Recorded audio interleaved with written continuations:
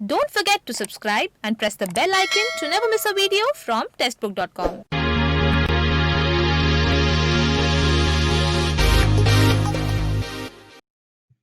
नमस्कार, स्वागत है आपका टेस्टबुक.com में। आज यानी 29 अक्टूबर 2020 को गुजरात से एक दुखद खबर आई।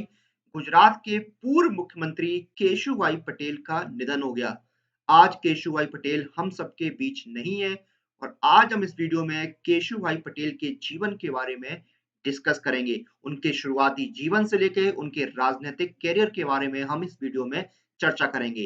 लेकिन उससे पहले जानते हैं इस दुखद खबर के बारे में। तो आज 29 अक्टूबर 2020 को अहमदाबाद में केशुभाई पटेल जो कि गुजरात के पूर्व मुख्यमंत्री थे, उनका निधन हो गया। कुछ समय पहले केशुभाई पटेल कोविड-19 कोरोना वायरस से रिकवर्ड हुए थे और आज यानी 29 अक्टूबर को उन्होंने मॉर्निंग में ब्रीदिंग को लेकर कुछ समस्या थी जिसकी उन्होंने बताया, फिर उनको हॉस्पिटल ले जाया गया, लेकिन उनको बचाया नहीं जा सका। 29 अक्टूबर 2020 को केशुभाई पटेल की डेथ हो गई। वो कुछ समय पहले ही कोविड-19 कोरोना वायरस से रिकवर्ड हुए थे, लेकिन जो उनका बॉडी है, जो उनका शरीर है, वो काफ़ी बताते हैं कि वीक हो चुका था, क्योंकि जो इफ़ेक्ट पड़े थे कोविड-19 कोरोना वायरस और ओल्ड एज की वजह से, तो उनका जो बॉडी है, वो काफ़ी वीक हो गई थी। उसके बाद हम बात करते हैं केशुभाई पटेल के शुरुआती जीवन की यानी उनकी अर्ली लाइफ की।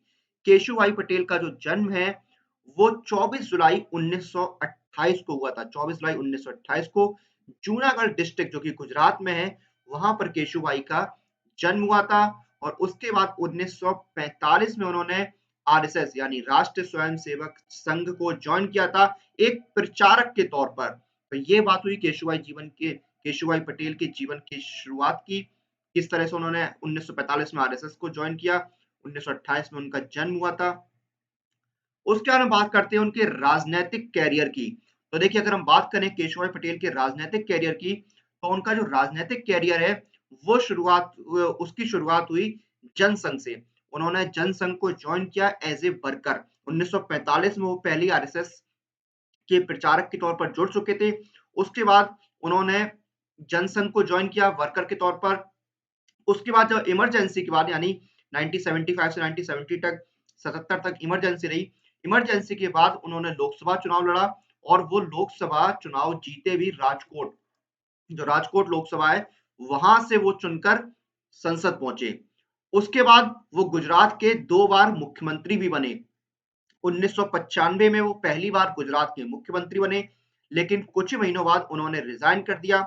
उसके बाद 1998 से 2001 तक वो गुजरात के मुख्यमंत्री रहे।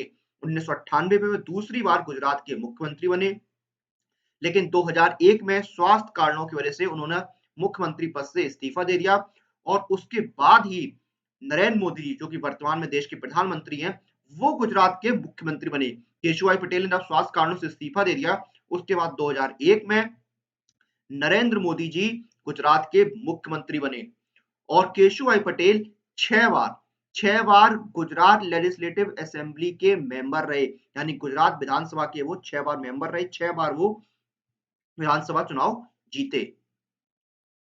उसके बाद हम बात करते हैं कुछ और बातों की। तो केशुभाई पटेल नरेंद्र मोदी के पॉलिटिकल मेंटर माने जाते हैं, जैसे कि आप फोटो में भी देख रहे हैं। केशुभाई पटेल ने जब रिजाइन दिया था उसके बाद नरेंद्र मोदी जी ही मुख्यमंत्री बने थे गुजरात के। तो केशुभाई पटेल जो हैं वो नरेंद्र मोदी जी के राजनीतिक मेंटर माने जाते थे।